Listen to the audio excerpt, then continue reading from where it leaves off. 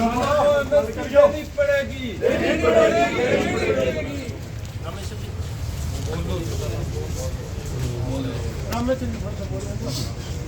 साथियों, सारी बात तो अपने कर ली है और आज तो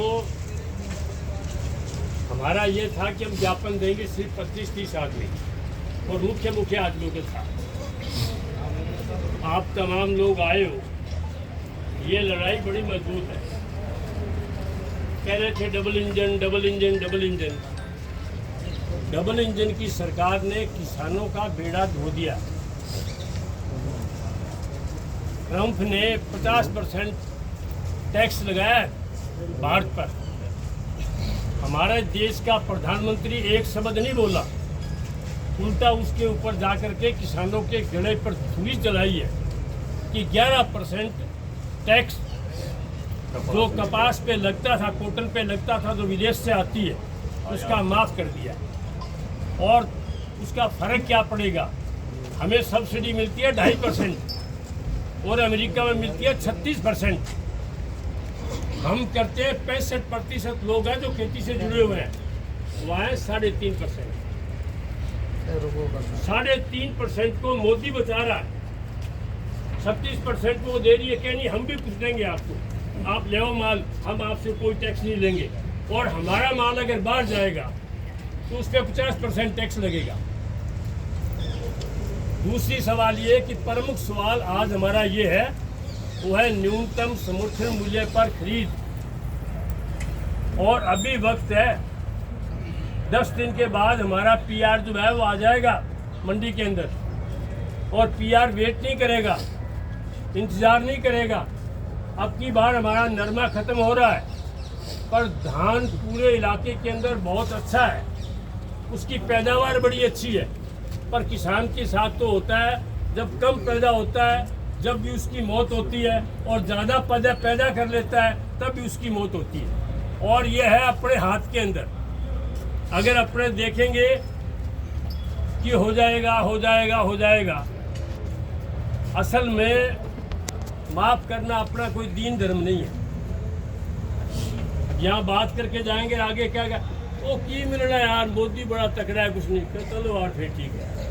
एक बात गांठ बांध लो, अगर एमएसपी पर खरीद करवानी है, धान की शुरुआत करनी है, तो अब जो अभी टाइम देंगे, उस टाइम के बाद जैसा ही धोना आएगा, यहाँ हमारी यहाँ 100 ट्रालियाँ यहाँ पहुँचनी चाहिए। एक गांव से अगर एक ट्राली निकालोगे, किसी एक किसान के ऊपर बोझ नहीं पड़ेगा।